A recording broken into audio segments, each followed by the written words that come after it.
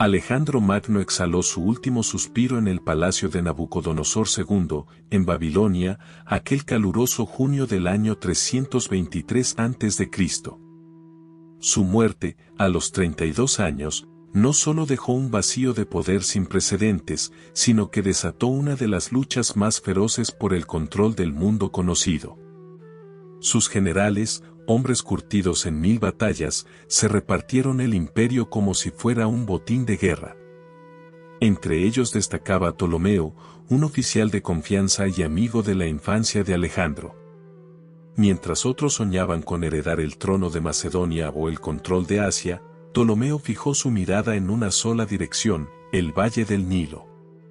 Sabía que Egipto no era solo una provincia, era una fortaleza natural, protegida por el desierto y el mar, bendecida con una riqueza agrícola que ninguna otra tierra podía igualar.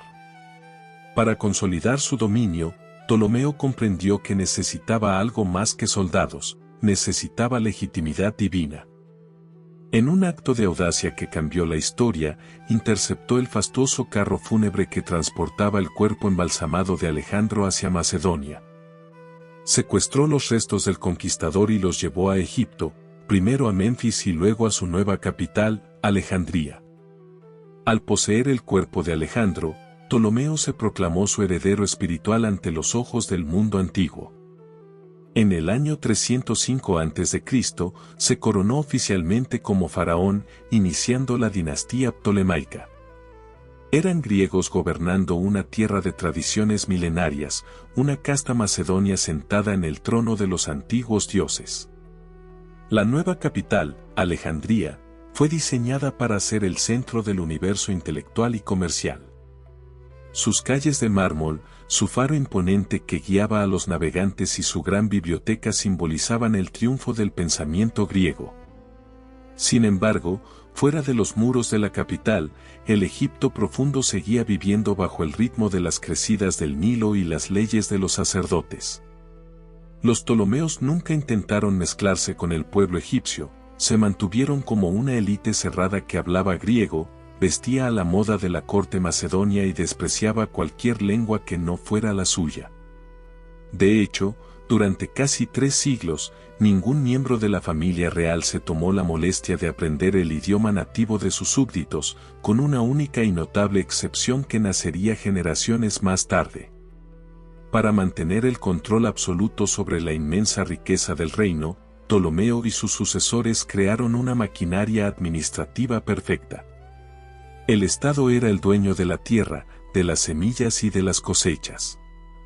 El aceite, el papiro y el lino eran monopolios reales.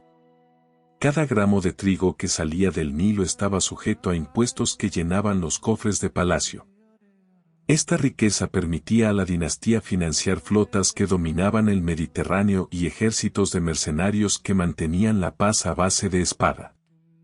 Pero el poder absoluto trajo consigo una oscuridad familiar que definiría el carácter de la estirpe. Siguiendo una interpretación radical de la tradición faraónica para mantener la pureza de la sangre, los Ptolomeos institucionalizaron el matrimonio entre hermanos. Rey y reina eran a menudo hermanos carnales que se odiaban y conspiraban el uno contra el otro desde el mismo día de su boda. La corte ptolemaica se convirtió en un nido de víboras donde la supervivencia dependía de la capacidad de asesinar antes de ser asesinado. La historia de la dinastía está manchada por relatos de madres que envenenaban a sus hijos y hermanos que se degollaban en los pasillos de mármol. Ptolomeo VIII, por ejemplo, fue un monarca de una crueldad legendaria que masacró a gran parte de la intelectualidad de Alejandría y asesinó a su propio hijo para enviarle los restos a la madre del niño como un regalo de cumpleaños. En este ambiente de opulencia extrema y terror constante, el afecto familiar era una debilidad que nadie podía permitirse. El palacio no era un hogar, sino un campo de batalla político donde cada sonrisa ocultaba un puñal. A medida que avanzaba el siglo II a.C., la dinastía comenzó a mostrar signos de agotamiento. Las revueltas de la población nativa, cansada de ser tratada como una fuente de impuestos, se volvieron más frecuentes y violentas. Al mismo tiempo, en el horizonte occidental, una nueva potencia empezaba a devorar los reinos helenísticos, la República Romana. Los Ptolomeos, que antes dominaban los mares, se vieron obligados a convertirse en clientes de Roma para conservar su trono. El padre de Cleopatra, Ptolomeo XII, apodado el Auletes o el Flautista, representó el punto más bajo de esta sumisión. Pasó su reinado sobornando a senadores romanos con el oro que no tenía, endeudando al reino hasta niveles insostenibles y permitiendo que Roma dictara la política interna de Egipto. Cleopatra VII nació en el año 69 a.C., en medio de este escenario de decadencia económica y humillación política. El palacio donde creció estaba lleno de lujos, pero también de la tensión de un imperio que se desmoronaba. Desde niña, caminó por los pasillos de la biblioteca, escuchando los debates de los científicos más brillantes del mundo, pero también presenció cómo su padre era humillado por los enviados de Roma. Ella heredó la ambición de hierro de Ptolomeo I, la agudeza intelectual de los mejores filósofos griegos, la crueldad necesaria para sobrevivir en una familia que devoraba a sus propios miembros. Su linaje era una mezcla explosiva de genio militar y locura dinástica. A diferencia de sus ancestros, que se sentían cómodos siendo extranjeros en su propia tierra, ella comprendió que el futuro de su corona dependía de un nuevo tipo de liderazgo. La sangre macedonia que corría por sus venas la impulsaba a conquistar, pero su mente la obligaba a entender que Egipto era más que un botín, era su única oportunidad de enfrentarse al poder romano.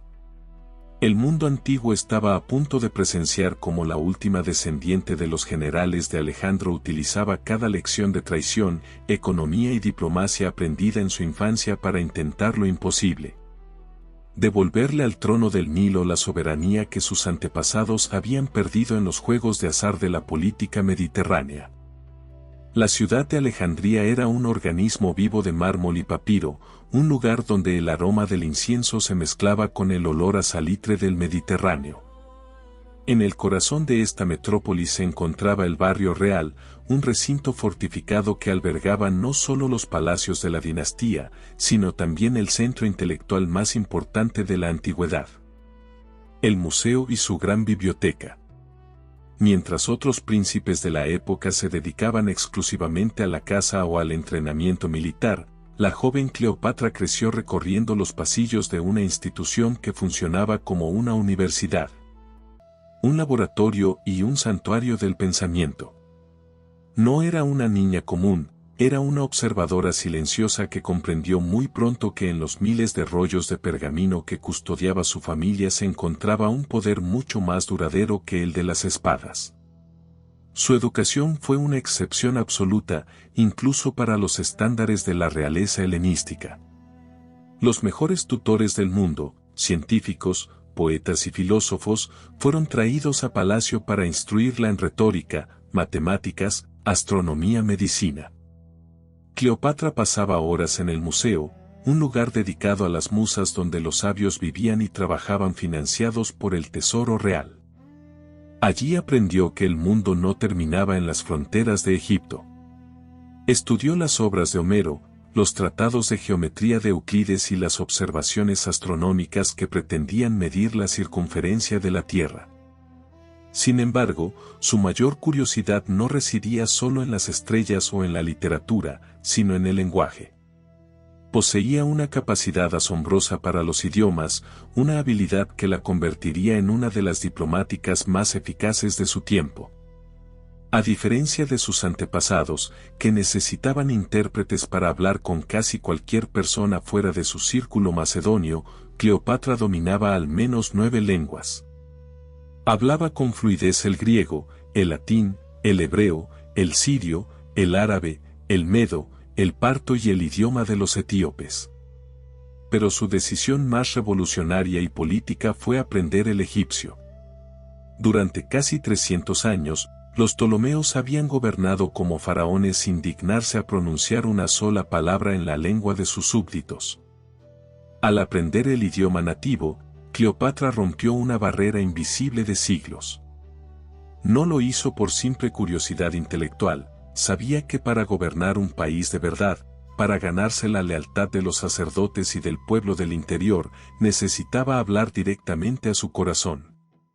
Fue la primera y única de su linaje en hacerlo, transformándose en una figura que los egipcios podían empezar a ver como propia, y no como una simple ocupante extranjera.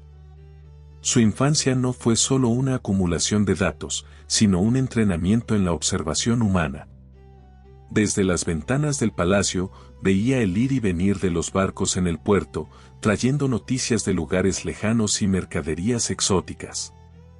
Escuchaba las discusiones de los eruditos sobre la naturaleza del alma y el movimiento de los planetas, pero también presenciaba las crisis nerviosas de su padre, Ptolomeo XII. Veía cómo los emisarios romanos trataban al rey de Egipto con una mezcla de condescendencia y desprecio, y cómo su padre se humillaba para obtener el reconocimiento de la República. Estas lecciones de debilidad política fueron tan formativas como sus estudios de filosofía. La joven princesa aprendió que el conocimiento sin poder era inútil, y que el poder sin conocimiento era efímero. Poco se menciona en las crónicas tradicionales, pero Cleopatra mostró un interés genuino por las ciencias naturales y la medicina. Se dice que pasaba tiempo en los laboratorios del museo estudiando las propiedades de las plantas y los venenos, una disciplina que en aquella época era una mezcla de ciencia y misticismo. Aprendió sobre la anatomía humana, la alquimia y la creación de cosméticos, no por vanidad, sino por el deseo de controlar cada aspecto de su entorno. Para ella, el cuerpo humano era otro territorio que debía ser comprendido y dominado. Esta faceta científica la acompañaría toda la vida, permitiéndole interactuar de igual a igual con los intelectuales más brillantes de su siglo, quienes no la veían simplemente como una reina, sino como una colega con una mente brillante y analítica. El ambiente de Alejandría, con su mezcla explosiva de egipcios, griegos, judíos y fenicios, le otorgó una perspectiva cosmopolita que le faltaba a la élite romana. Mientras Roma se volvía cada vez más rígida y tradicionalista, Cleopatra crecía en una ciudad donde el cambio era la única constante. Esta flexibilidad mental le permitiría, años más tarde, adaptarse a situaciones extremas y seducir no solo a hombres, sino a culturas enteras. Su voz, descrita por quienes la conocieron como un instrumento de muchas cuerdas, era su arma más poderosa. No era solo el tono, sino lo que decía y cómo lo decía. Su capacidad para saltar de un idioma a otro en medio de una audiencia impresionaba a los diplomáticos y generales, creando una imagen de invencibilidad intelectual. Sin embargo, el paraíso del conocimiento también estaba rodeado de violencia. En el año 58 a.C., cuando Cleopatra tenía apenas 11 años, vio cómo su padre era expulsado del trono por la población de Alejandría, cansada de los altos impuestos y la sumisión a Roma. Vio a su hermana mayor, Berenice, tomar el poder y cómo la familia se despedazaba en una lucha fratricida. Esta experiencia traumática le enseñó que la lealtad era un concepto frágil y que en el palacio real de los Ptolomeos, la biblioteca podía ser un refugio, pero el trono era siempre un blanco. La niña erudita se convirtió rápidamente en una joven astuta, consciente de que su educación era el escudo que la protegería en el inevitable conflicto por la corona que se avecinaba. Ptolomeo XII, el padre de Cleopatra, prefería el sonido de la flauta y el ritmo de las fiestas palaciegas a los áridos asuntos del gobierno. Por esta razón, la historia lo recuerda con el apodo de Auletes, que significa el flautista. Sin embargo, tras esa imagen de monarca despreocupado se escondía un hombre atrapado en una red de deudas y compromisos que amenazaban con devorar la soberanía de Egipto. Durante su reinado, la República Romana ya no era solo una potencia vecina, sino un gigante que extendía sus dedos sobre cada rincón del Mediterráneo. Ptolomeo comprendió que para mantener su corona necesitaba el favor de los hombres más poderosos de Roma, y para obtener ese favor, estaba dispuesto a pagar cualquier precio. Incluso si eso significaba hipotecar el futuro de su propio pueblo. En esta época se consolidó en Egipto la figura del rey cliente. Para explicarlo de forma sencilla, un rey cliente era un gobernante que conservaba su título y su palacio, pero que en realidad funcionaba como un empleado de Roma. No podía declarar la guerra, firmar tratados ni tomar decisiones importantes sin el permiso del Senado romano. A cambio de esta obediencia, Roma le ofrecía protección frente a sus enemigos internos y externos. Para Ptolomeo Auletes, esta protección era vital porque su propia familia y los ciudadanos de Alejandría lo veían con sospecha y desprecio. Para asegurar su posición, Ptolomeo entregó sumas astronómicas de oro a generales romanos como Pompeyo el Grande y Julio César, comprando un reconocimiento oficial que lo nombraba amigo y aliado del pueblo romano. El dinero para estos sobornos no salía de la nada, salía del sudor de los campesinos egipcios y de la confiscación de los tesoros de los templos. La economía del reino, que una vez fue la más sólida del mundo, empezó a tambalearse bajo el peso de una inflación galopante y una deuda externa que parecía no tener fin. Cleopatra, siendo apenas una adolescente, fue testigo de cómo la dignidad de su linaje se desvanecía en las antesalas de los generales romanos. Vio a su padre viajar a Roma en el año 58 a.C. para suplicar ayuda después de ser expulsado por una revuelta popular en Alejandría. En ese viaje, la joven princesa acompañó a su padre y aprendió una lección que marcaría el resto de su vida. En el mundo de la alta política, la lealtad es una mercancía que se compra y se vende. Y Roma era el mercado más grande de todos. Mientras Ptolomeo Auletes estaba en el exilio intentando convencer a los romanos de que lo ayudaran a recuperar su trono, su hija mayor, Berenice IV, tomó el control de Egipto. Berenice representaba la facción que odiaba la influencia romana y prefería un Egipto independiente, aunque eso significara enfrentarse a la potencia más grande del mundo. Durante 3 años, Berenice gobernó Alejandría, pero su reinado estuvo plagado de caos y de intentos desesperados por encontrar un esposo que pudiera liderar un ejército. Cleopatra observaba desde la distancia, en Roma y en Éfeso, cómo su propia hermana se convertía en el objetivo de la ira de su padre. Fue un curso intensivo sobre la crueldad dinástica, no había lazos de sangre que valieran más que el trono de los faraones. Finalmente, en el año 55 a.C., Ptolomeo Auletes regresó a Egipto, pero no lo hizo solo. Trajo consigo a las legiones romanas bajo el mando del general Gabinio. Estos soldados, conocidos como los gabinianos, no llegaron como invitados, sino como una fuerza de ocupación que instaló a Ptolomeo de nuevo en el poder por la fuerza de las espadas. Lo primero que hizo el padre de Cleopatra al recuperar el trono fue ordenar la ejecución de su propia hija, Berenice, y de todos los nobles que la habían apoyado. El palacio se tiñó de sangre familiar ante la mirada de una Cleopatra que ya no era una niña, sino una joven mujer que comprendía perfectamente el costo del poder. La presencia de soldados romanos patrullando las calles de Alejandría se convirtió en la nueva realidad de Egipto. Los últimos años de Ptolomeo Auletes fueron un intento desesperado por mantener un equilibrio imposible.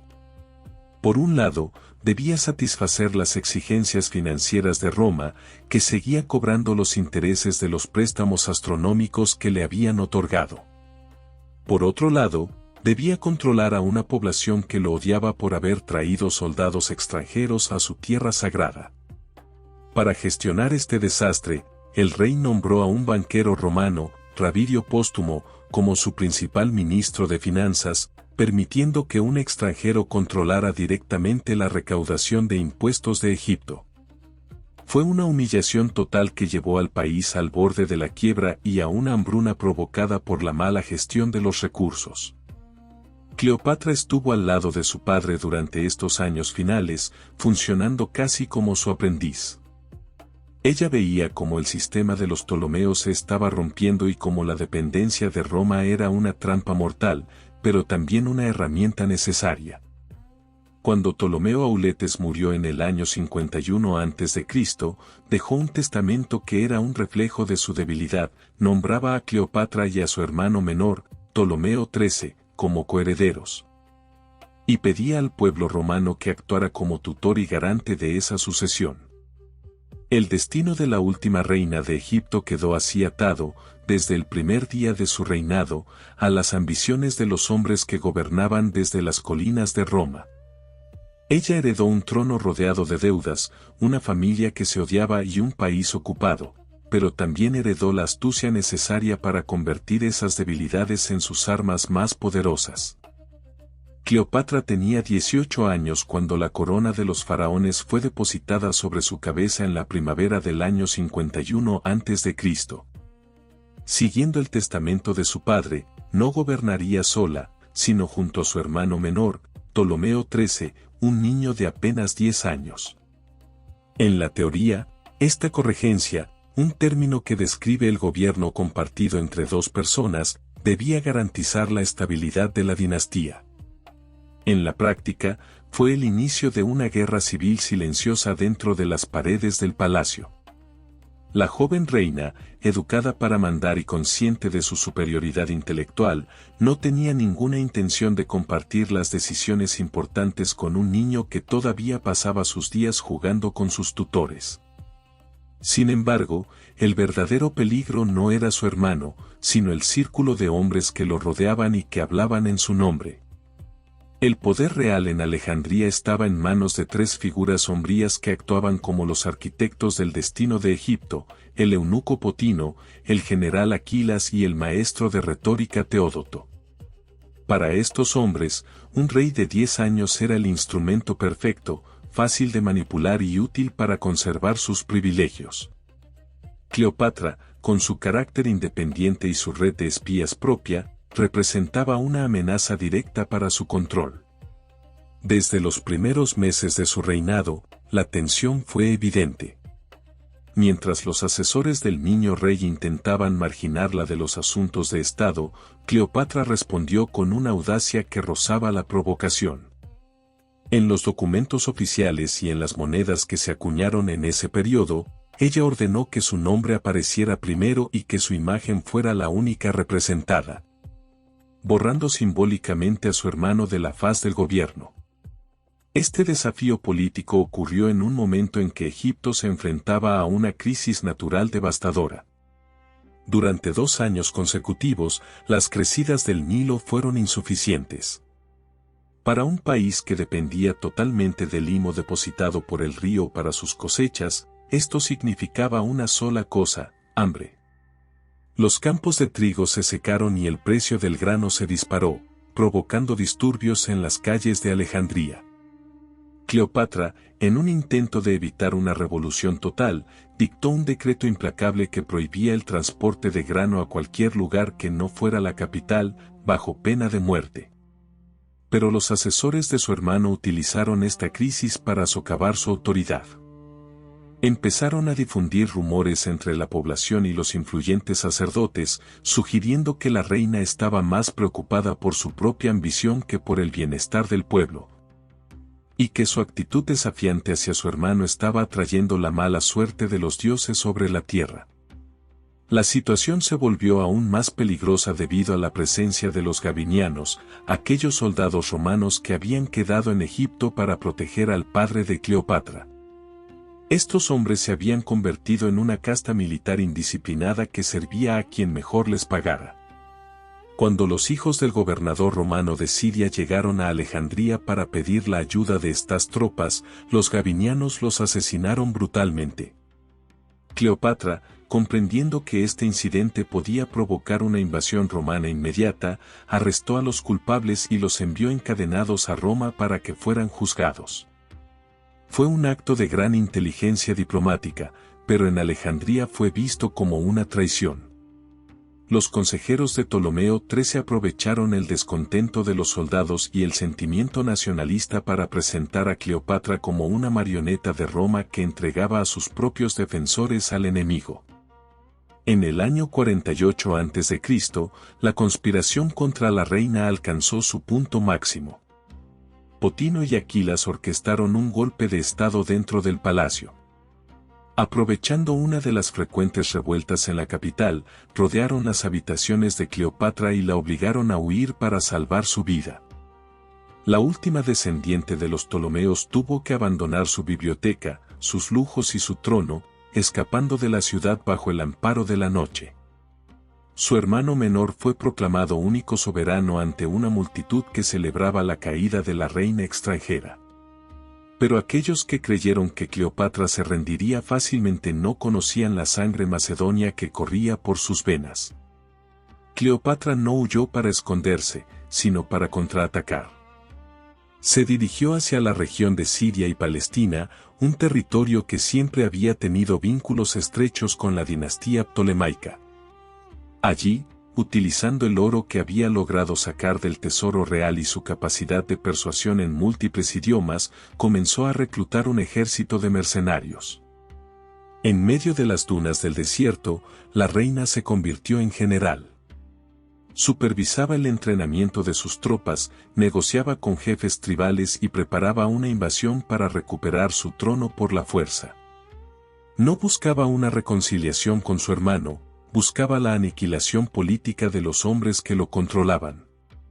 Mientras tanto, en el mundo romano, la guerra civil entre Julio César y Pompeyo el Grande estaba llegando a su fin. Pompeyo, derrotado en la batalla de Farsalia, puso rumbo a Egipto buscando refugio en la tierra del rey al que una vez ayudó. El destino quiso que la crisis familiar de los Ptolomeos y la agonía de la República Romana chocaran en las playas de Pelucio. Cleopatra, acampada con su ejército cerca de la frontera, observaba cómo la sombra de Roma se proyectaba de nuevo sobre su país. Ella sabía que quien ganara la guerra en el mundo romano decidiría quién se sentaría en el trono de Egipto. Con el fuego de la batalla en los ojos y un ejército a sus espaldas, la reina se preparaba para jugar la partida más arriesgada de su vida.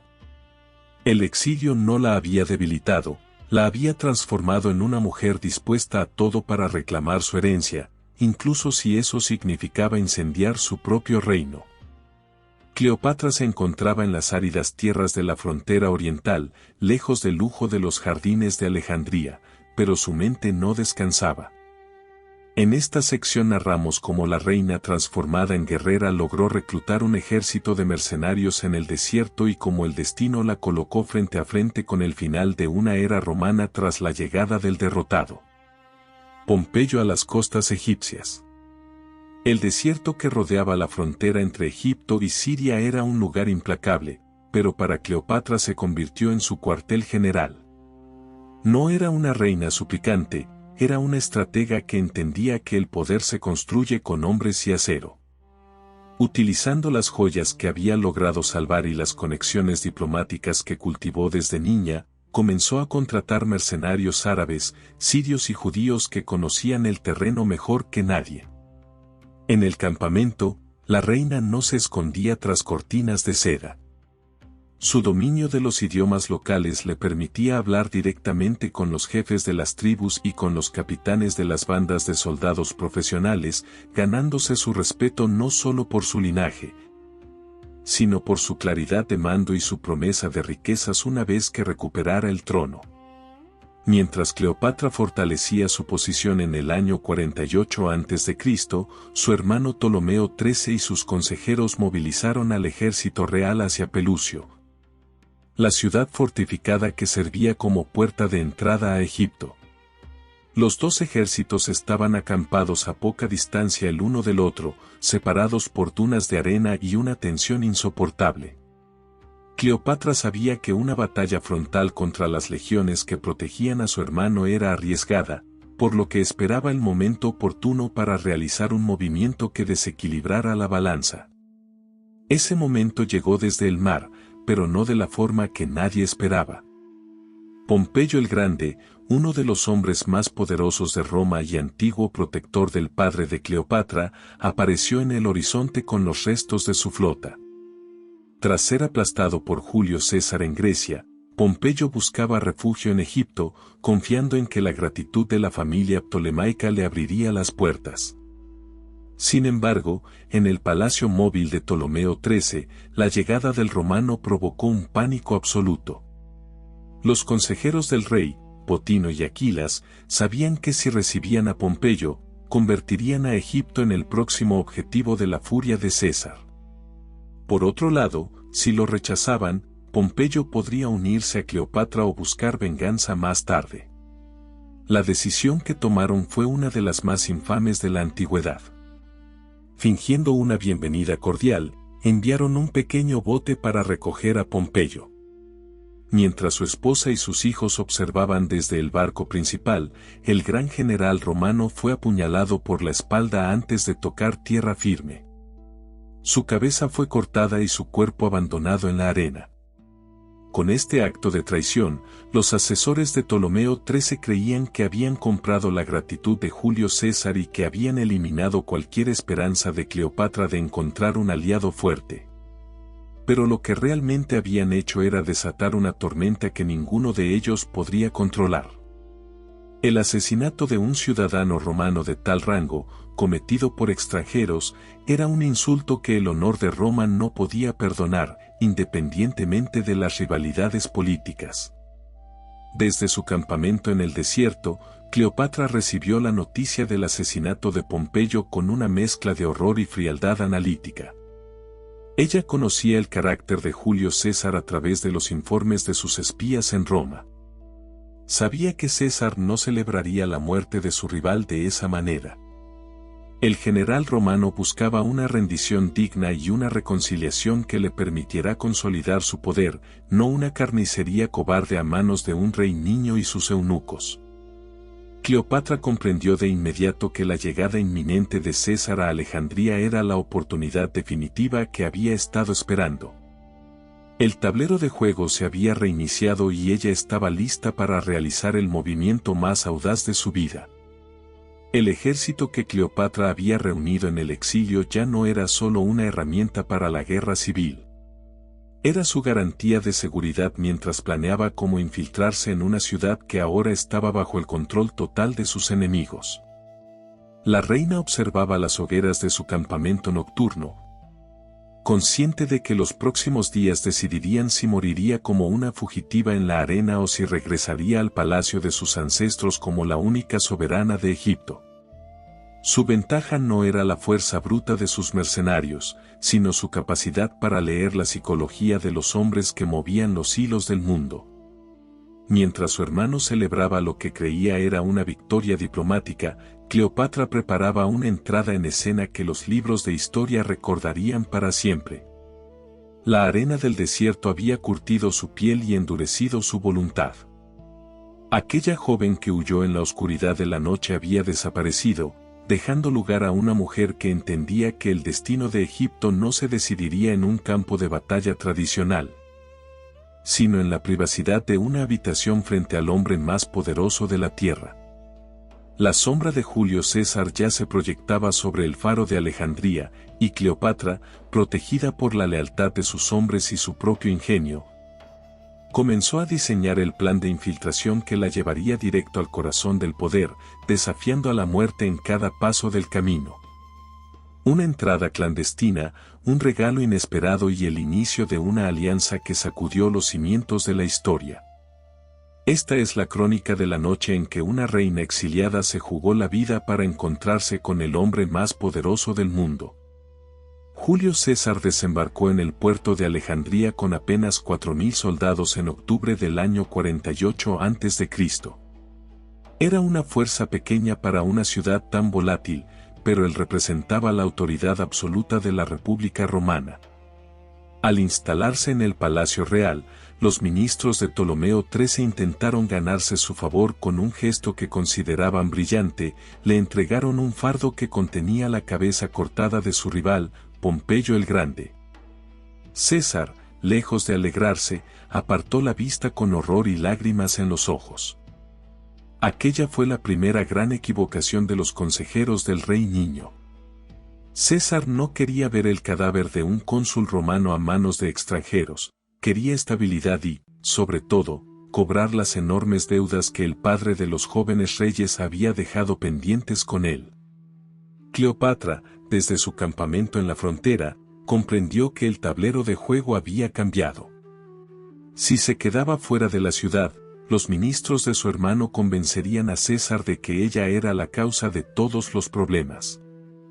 Debía entrar en el palacio para hablar directamente con el general romano, pero los caminos terrestres estaban bloqueados por las tropas de su hermano y el puerto estaba vigilado por la flota enemiga. Fue entonces cuando ideó uno de los planes de infiltración más audaces de la antigüedad. No envió a un ejército para abrirse paso, envió a un solo hombre de su total confianza, un mercader siciliano llamado Apolodoro.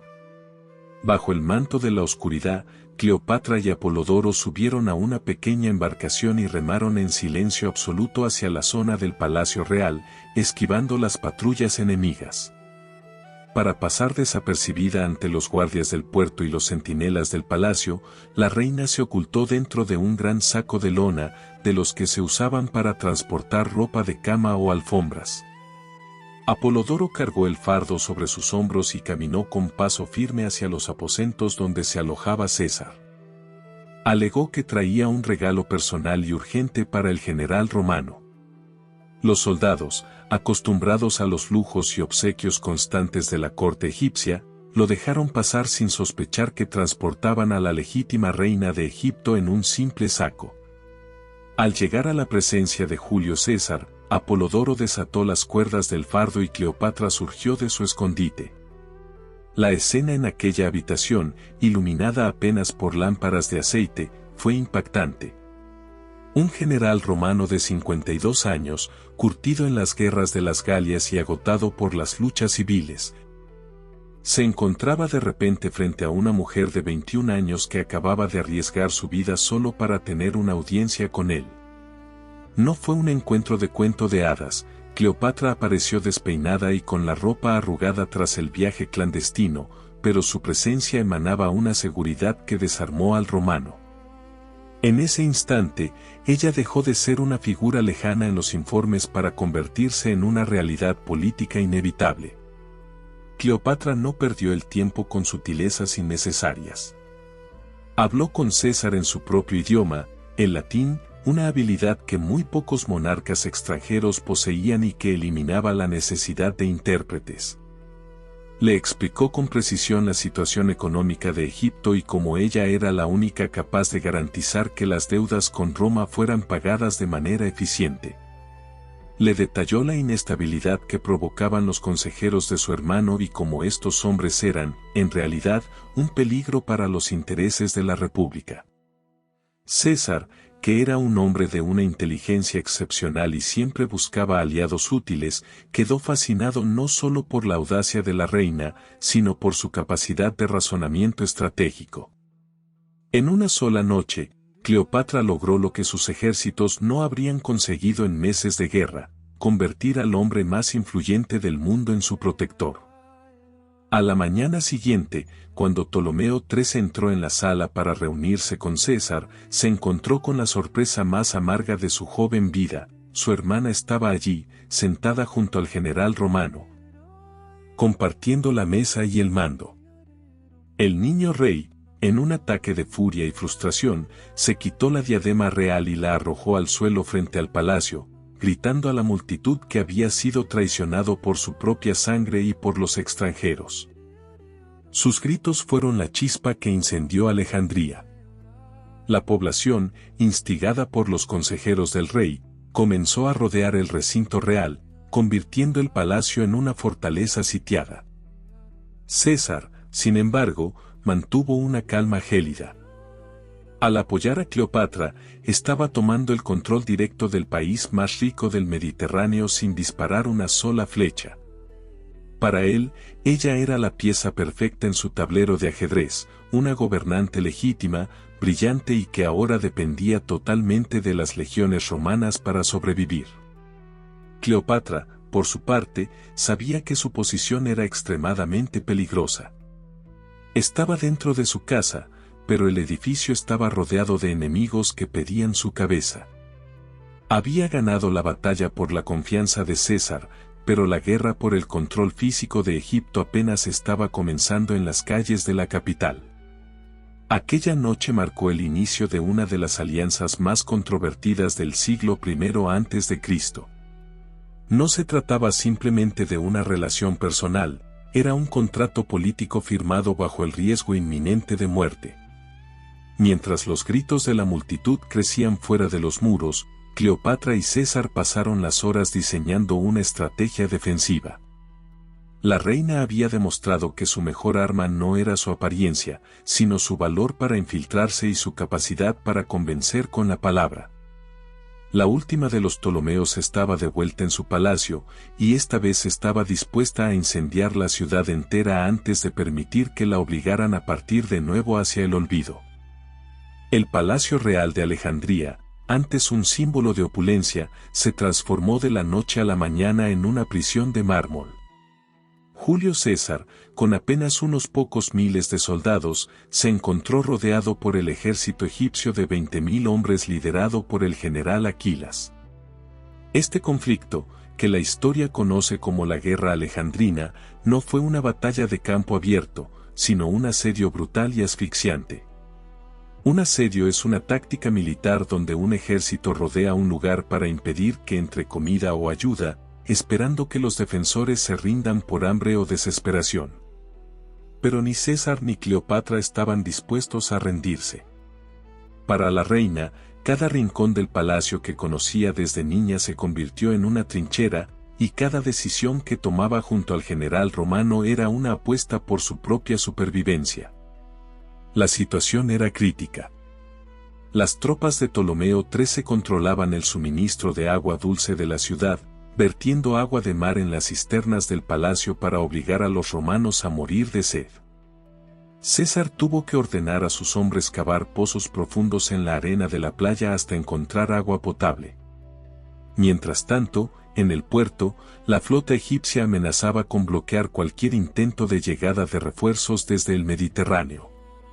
Fue en este momento de máxima tensión, a finales del año 48 a.C., cuando César tomó una decisión desesperada. Ordenó incendiar sus propios barcos y los de la flota enemiga para crear una barrera de fuego que impidiera el avance del adversario. Las llamas, alimentadas por el viento marino, se salieron de control y saltaron desde los muelles hasta los edificios cercanos al puerto. Fue aquí donde ocurrió una de las mayores tragedias culturales de la humanidad. El fuego alcanzó los depósitos de la gran biblioteca de Alejandría, donde se guardaban miles de rollos de papiro con el conocimiento acumulado de siglos. Aunque la biblioteca no fue destruida totalmente en ese momento, el humo y las cenizas que cubrieron el cielo de la ciudad simbolizaron el costo devastador de esta guerra civil. Cleopatra observó desde las terrazas del palacio cómo parte del legado de sus ancestros se convertía en carbón, comprendiendo que el precio de recuperar su corona sería la cicatrización de su propia capital. En medio del caos, la familia real seguía fragmentándose. La hermana menor de Cleopatra, Arsínoe, logró escapar del palacio y se unió al ejército sitiador, siendo proclamada reina por los soldados rebeldes. Ahora, Cleopatra no solo luchaba contra un hermano, sino también contra una hermana, en un duelo fratricida que no admitía piedad. César, dándose cuenta de que la única forma de ganar era golpear desde fuera, logró enviar mensajes a sus aliados en Oriente. La salvación llegó en forma de un ejército de socorro liderado por Mitrídates de Pérgamo, que avanzaba desde Siria hacia el delta del Nilo. César realizó una maniobra audaz, abandonó el palacio por mar en una pequeña embarcación, en medio de una lluvia de flechas, para unirse a sus nuevos refuerzos.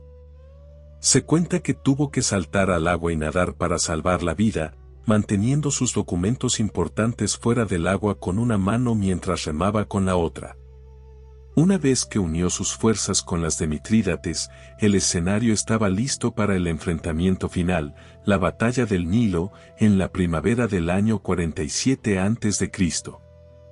El ejército de Ptolomeo XIII, aunque numeroso, no pudo resistir la disciplina de las legiones romanas veteranas. La batalla fue una carnicería en las orillas del río Sagrado. El joven Ptolomeo XIII, el niño rey que se había dejado manipular por sus consejeros, intentó huir en una de las barcazas reales que cruzaban el Nilo. Sin embargo, debido al peso excesivo de su armadura de oro y al pánico de los soldados que intentaban subir al mismo barco, la embarcación volcó. El último rival varón de Cleopatra desapareció bajo las aguas fangosas del río, ahogándose antes de alcanzar la mayoría de edad. Con su muerte y la captura de Arsínoe, el camino quedó finalmente despejado. Cleopatra entró de nuevo en Alejandría, no como una fugitiva escondida en un saco, sino como la vencedora absoluta, cabalgando junto a Julio César a través de las mismas calles que meses atrás pedían su muerte. La victoria, sin embargo, tenía un matiz amargo. Egipto ya no era el reino independiente de los primeros Ptolomeos, era un territorio pacificado por las legiones de Roma. Para mantener las formas y evitar el resentimiento de la población, Cleopatra fue obligada a casarse con su otro hermano menor, Ptolomeo XIV. Un niño de 12 años que solo existía como una figura decorativa en el trono. El verdadero poder residía en ella y en el apoyo militar que César dejó en Egipto, 3 legiones romanas que garantizaban que nadie volvería a intentar un golpe de estado contra la reina. Egipto estaba en paz, pero era una paz vigilada. Cleopatra había demostrado ser una superviviente nata, capaz de mantener la calma mientras su palacio ardía y sus hermanos morían. Había recuperado su reino, pero ahora se enfrentaba a un desafío mayor: gobernar un país devastado por la guerra y mantener una relación de equilibrio con un Julio César que parecía no tener prisa por regresar a Roma. El Nilo volvía a fluir con normalidad, pero la sombra de los soldados romanos en las esquinas de Alejandría recordaba a todos que la última reina de Egipto había comprado su poder al precio más alto posible. Tras la victoria en el Nilo, Cleopatra y Julio César se embarcaron en un viaje de placer por el río que duró varios meses. No era solo un descanso, era una exhibición de poder. A bordo de un inmenso palacio flotante rodeado de 400 embarcaciones, la reina mostró al general romano la inmensidad de sus dominios, los templos milenarios y la riqueza que solo Egipto podía ofrecer. Durante este tiempo, Cleopatra quedó embarazada y dio a luz a un niño al que llamó Ptolomeo César, conocido popularmente como Cesarión o Pequeño César. Este niño era el único hijo varón biológico de Julio César, y su existencia representaba un puente viviente entre el poder de Roma y la legitimidad de los faraones. En el año 46 a.C., Cleopatra tomó una decisión que desafiaba todas las convenciones sociales de la época: aceptó la invitación de César para visitar Roma. No llegó como una suplicante, sino como una jefa de estado soberana, acompañada por un séquito inmenso de sirvientes, eruditos y tesoros exóticos. César la instaló en su villa privada en el Trastevere, una zona situada al otro lado del río Tíber. Aunque la reina vivía técnicamente fuera de los límites sagrados de la ciudad, su presencia se sintió en cada rincón de la capital. La llegada de Cleopatra provocó un terremoto cultural y político en una sociedad romana que, aunque era militarmente superior, se sentía fascinada y a la vez amenazada por la sofisticación del mundo griego y egipcio. La estancia de Cleopatra en Roma fue un escándalo constante. César estaba casado con una mujer romana llamada Calpurnia, pero pasaba gran parte de su tiempo en la villa del Trastevere con la reina extranjera. Para los senadores romanos, que eran los miembros del consejo que gobernaba la república, esto era inaceptable. Veían en Cleopatra la encarnación de todo lo que odiaban: una mujer con poder político, una monarca absoluta y una extranjera que parecía estar hechizando al hombre más fuerte de Roma. La tensión alcanzó su punto máximo cuando César instaló una estatua de oro de Cleopatra dentro del templo de Venus Genetrix, la antepasada mítica de su propia familia. Colocar a una reina viva y extranjera en el altar de una diosa romana fue visto como un acto de arrogancia suprema y un insulto a las tradiciones de la República. Sin embargo, la influencia de Cleopatra no se limitó a los escándalos de palacio. Ella trajo consigo a los mejores científicos de Alejandría, entre ellos al astrónomo Sosígenes. En aquel tiempo, el calendario romano era un caos total, se basaba en la luna y los meses a menudo no coincidían con las estaciones del año, lo que confundía a los agricultores y a los administradores. Por sugerencia de Cleopatra, César decidió adoptar el sistema solar egipcio de 365 días. Así nació el calendario juliano, que es la base del calendario que utilizamos hoy en día. Fue la ciencia del Egipto de Cleopatra la que puso orden en el tiempo de Occidente, una herencia que sobrevive hasta nuestros días cada vez que miramos una fecha. La moda y las costumbres romanas también se transformaron bajo el influjo de la reina. Las mujeres de la alta sociedad empezaron a imitar el peinado de Cleopatra, sus joyas de perlas y su uso de cosméticos avanzados. Alejandría era la capital del lujo, y Roma, que hasta entonces había sido una ciudad de ladrillo y costumbres austeras, empezó a soñar con el mármol y la seda. Pero esta egiptomanía no era compartida por todos. Hombres como el famoso orador Cicerón expresaron abiertamente su odio hacia la reina, llamándola soberbia y peligrosa. Para la élite conservadora, Cleopatra no era solo una amante, sino una asesora política que estaba convenciendo a César de abandonar las leyes republicanas para convertirse en un rey al estilo oriental. Durante los casi 2 años que pasó en Roma, Cleopatra actuó como una diplomática maestra. Organizó banquetes donde los senadores más influyentes podían conocer la sofisticación egipcia y entender que una alianza con el Nilo era beneficiosa para el suministro de grano de la ciudad. Ella no buscaba ser una ciudadana romana, buscaba que Roma reconociera a su hijo Cesarión como el heredero de un nuevo orden mundial.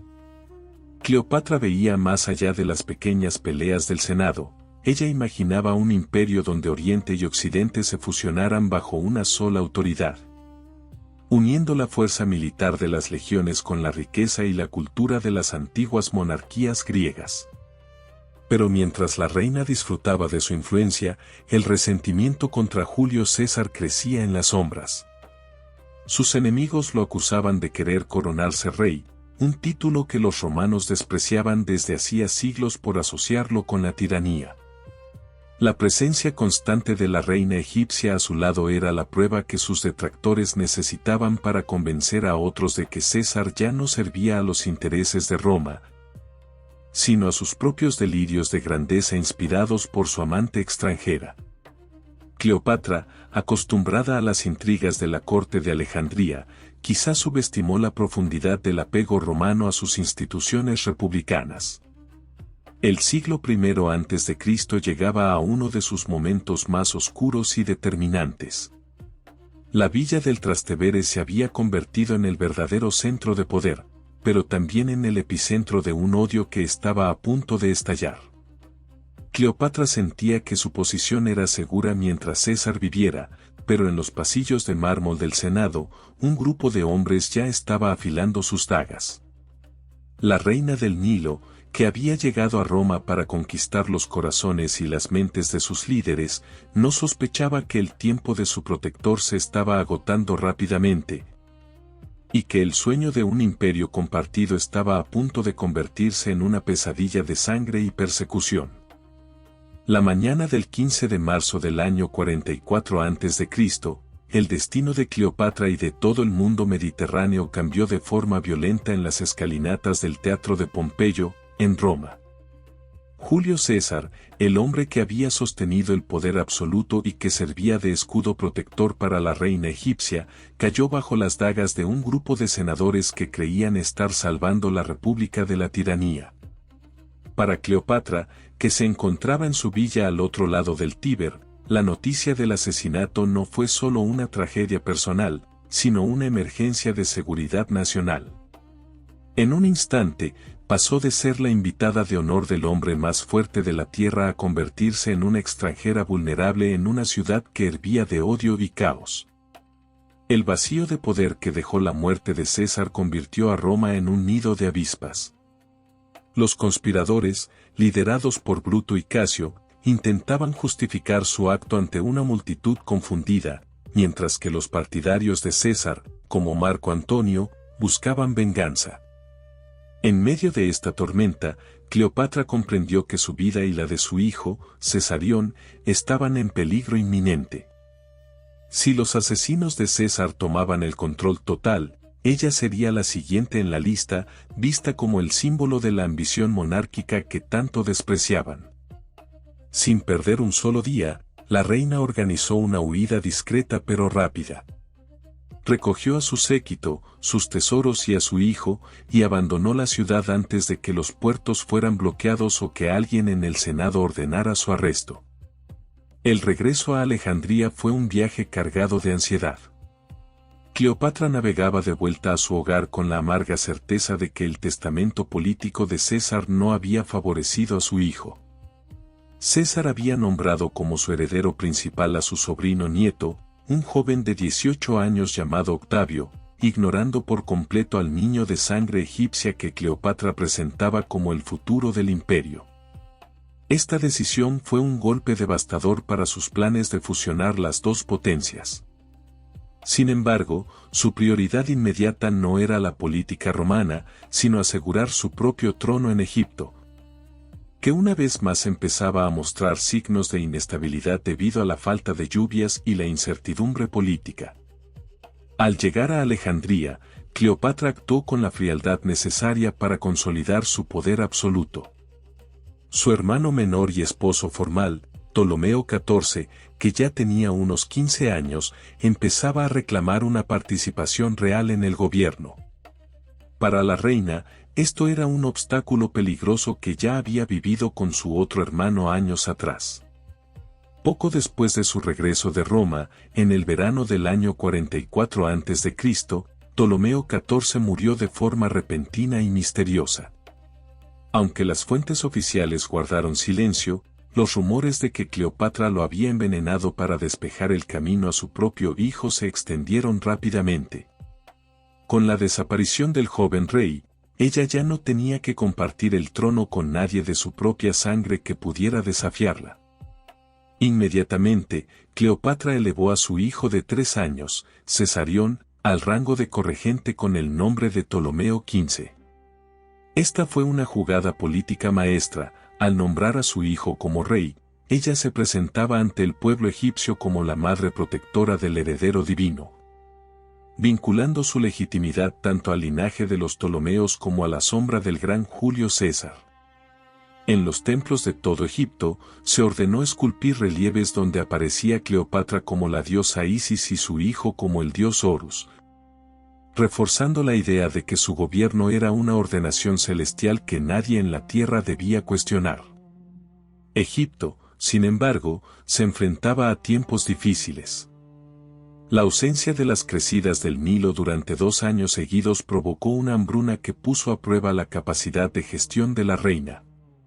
A diferencia de su padre, Cleopatra se involucró directamente en la administración de las reservas de grano, asegurando que la capital no cayera en el caos.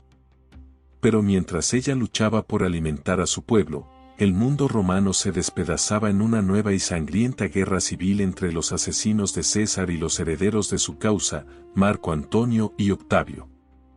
Ambos bandos enviaron emisarios a Alejandría exigiendo dinero, barcos y suministros para sus ejércitos. Cleopatra se encontraba en una posición diplomática extremadamente delicada. No podía permitirse enemistarse con ninguno de los bandos hasta estar segura de quién sería el vencedor. Jugó un juego de espera, enviando promesas y suministros limitados, mientras reconstruía su flota y fortalecía su economía. Sabía que, tarde o temprano, los romanos volverían a llamar a su puerta, y que su supervivencia dependería de su capacidad para seducir políticamente al hombre que emergiera triunfante del caos en el que se había hundido la República. La reina que había escapado de Roma como una fugitiva se había transformado, en pocos meses, en la dueña absoluta de Egipto. Había eliminado a sus rivales familiares, había protegido a su hijo y estaba gobernando con mano firme en medio de la crisis. Pero en el horizonte, más allá del mar, Los tambores de guerra seguían sonando. Cleopatra observaba desde el faro de Alejandría, sabiendo que el destino de su país volvería a decidirse por la voluntad de un general romano y que ella debía estar preparada para el encuentro que cambiaría, una vez más, el curso de su vida y el de la historia antigua. Un encuentro monumental en las costas de Cilicia, donde la majestuosidad de Egipto y el poder de Roma se unieron en un espectáculo que definiría el curso de las décadas siguientes. Tras la derrota de los asesinos de Julio César en la batalla de Filipos, el mundo romano quedó dividido entre los vencedores. Marco Antonio, el general más carismático y experimentado, tomó el control de las provincias orientales. Su misión era clara: estabilizar la región y conseguir fondos para financiar las legiones romanas. Para lograrlo, necesitaba la riqueza de Egipto, el único reino que podía alimentar sus ambiciones. En el año 41 a.C., Antonio envió una orden formal a Cleopatra para que se presentara ante él en la ciudad de Tarso, en la actual Turquía. Quería que la reina explicara su supuesta falta de apoyo durante la guerra civil. Pero Cleopatra, que ya no era la joven inexperta que se escondió en un fardo de ropa, decidió que no acudiría como una súbdita, sino como una diosa que dictaría sus propias condiciones. Cleopatra hizo esperar al general romano. Ignoró las primeras citaciones, obligando a Antonio a aguardar mientras ella preparaba la puesta en escena más espectacular de la antigüedad. Cuando finalmente decidió aparecer, no lo hizo por tierra, sino navegando río arriba por el Cydnus.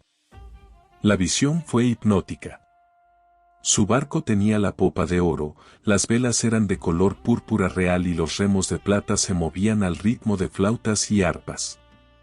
La reina no vestía como una mortal, estaba recostada bajo un dosel bordado en oro, vestida exactamente como la diosa Afrodita, mientras niños disfrazados de cupidos la abanicaban y sus damas de compañía, vestidas como ninfas del mar, manejaban las cuerdas. El aroma de perfumes exóticos era tan intenso que se sentía en las orillas mucho antes de que el barco atracara. Esta entrada no era solo un capricho estético, sino una jugada política maestra basada en la teocracia. La teocracia es una forma de gobierno donde el líder es visto como una divinidad o como el representante directo de los dioses en la tierra.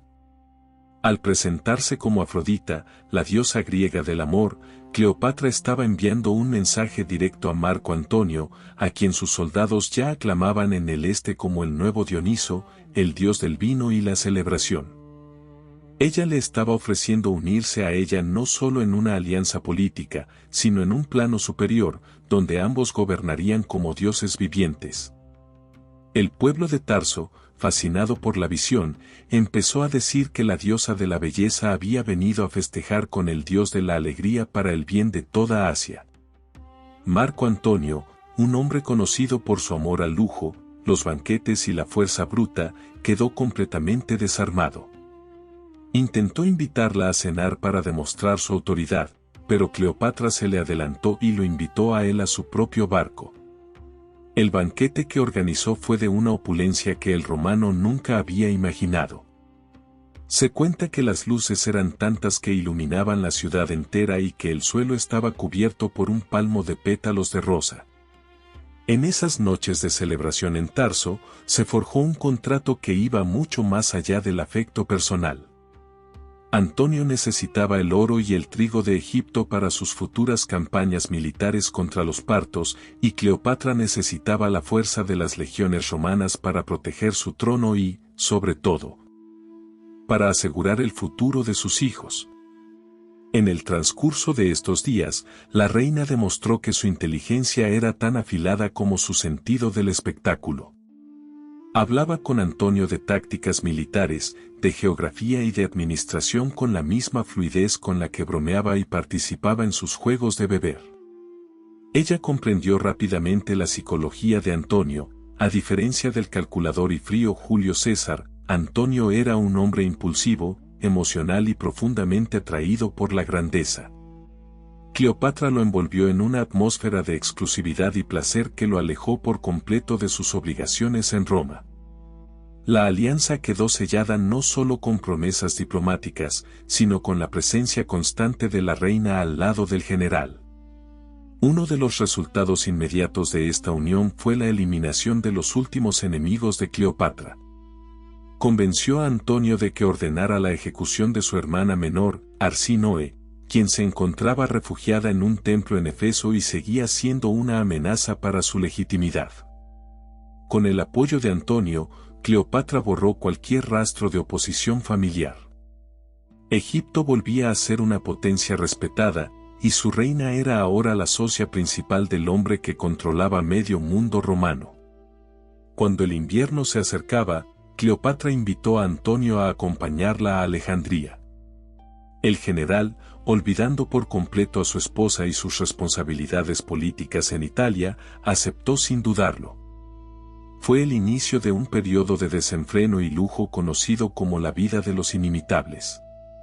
Juntos formaron un club social secreto donde cada día intentaban superarse en extravagancia, realizando cacerías, banquetes nocturnos y bromas pesadas en las calles de la ciudad.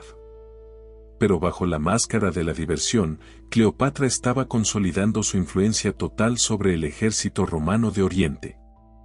El año 40 a.C. marcó el nacimiento de una relación que los enemigos de Antonio en Roma describirían como un hechizo maligno.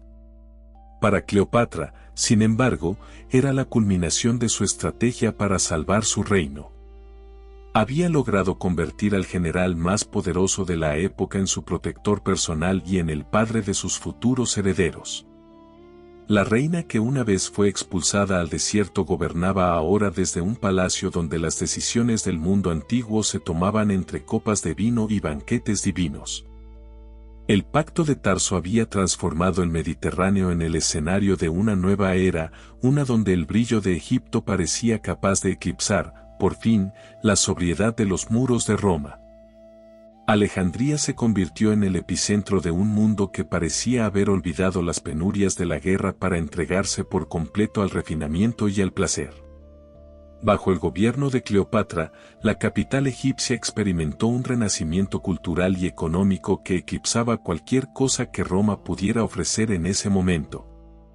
No era solo una cuestión de riqueza material, sino de una atmósfera de libertad intelectual y sofisticación que solo una ciudad con la gran biblioteca y el museo podía generar.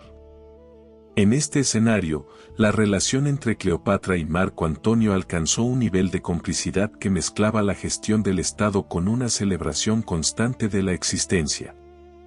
Para institucionalizar su estilo de vida, la pareja fundó una asociación única conocida como el Club de los Inimitables.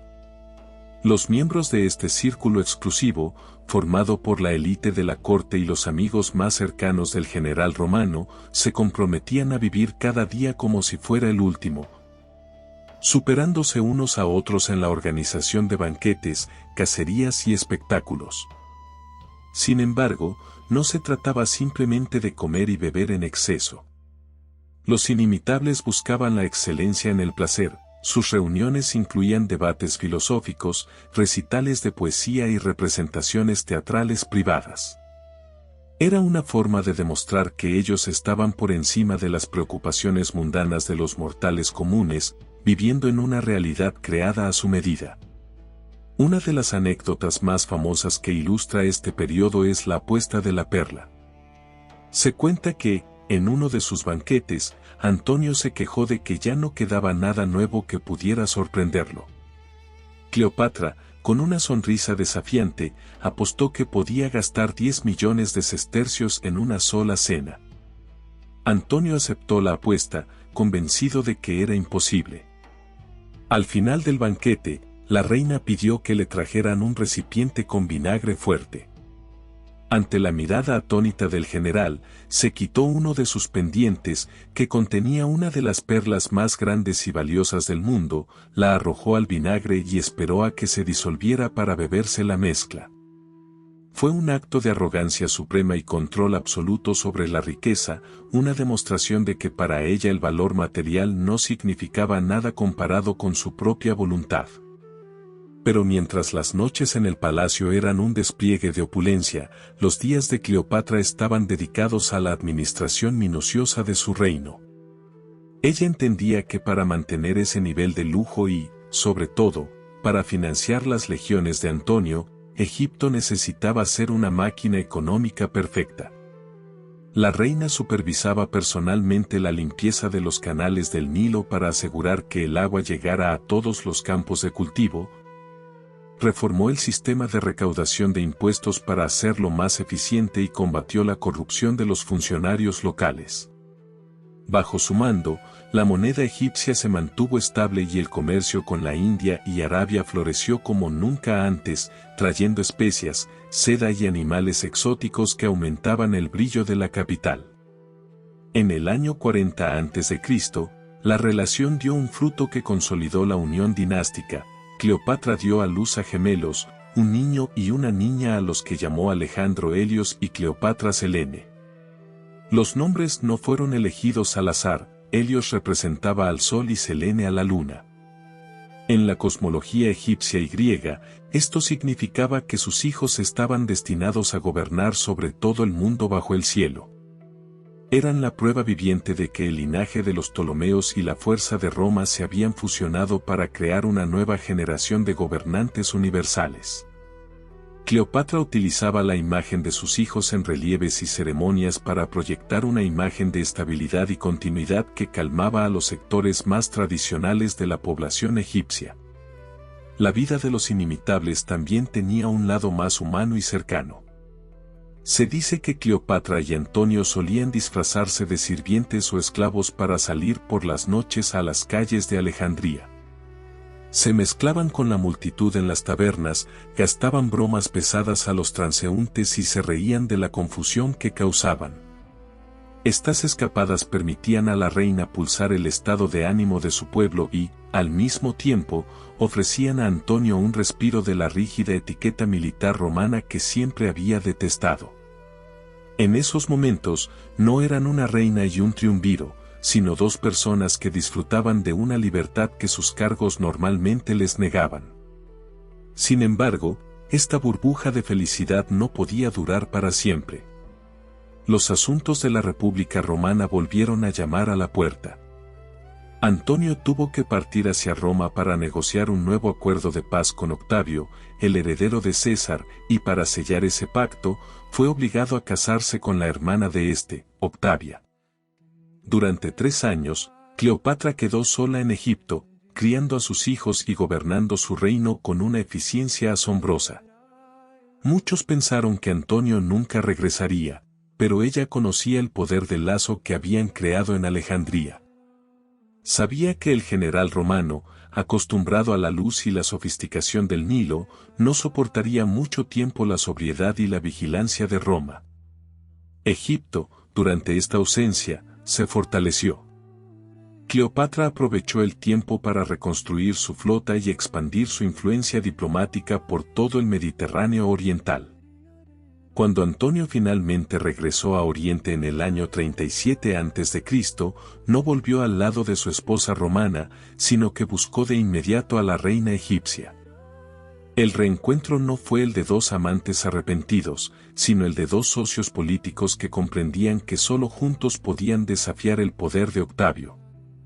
La Edad de Oro de Alejandría no era solo un recuerdo de fiestas pasadas, sino el cimiento de un nuevo imperio que estaba a punto de desafiar formalmente la hegemonía de Roma, llevando la ambición de los Ptolomeos a su punto más alto y peligroso. En el otoño del año 34 a.C., la ciudad de Alejandría fue testigo de una de las ceremonias más audaces y polémicas de la historia antigua, un evento que los cronistas llamaron las donaciones de Alejandría. En el vasto gimnasio de la ciudad, se erigió una plataforma revestida de plata sobre la que se colocaron 4 tronos de oro puro. Marco Antonio, vestido no como un general romano, sino con la túnica purpúrea de los reyes orientales, se sentó junto a Cleopatra, quien lucía los atributos de la diosa Isis. A sus pies se encontraban los hijos de la pareja y el joven Cesarión. Lo que ocurrió aquel día no fue un simple desfile militar para celebrar la victoria de Antonio en Armenia, fue una reconfiguración total del mapa político del Mediterráneo que desafiaba directamente la autoridad de Roma. Ante una multitud expectante, Marco Antonio proclamó formalmente a Cleopatra como reina de reyes y a Cesarión como rey de reyes. Pero el golpe más duro para el orgullo romano fue el reconocimiento oficial de Cesarión como el hijo legítimo de Julio César. Al hacer esto, Antonio estaba enviando un mensaje peligroso a Italia: si Cesarión era el heredero biológico del gran César, entonces Octavio, que solo era un hijo adoptivo, era un usurpador.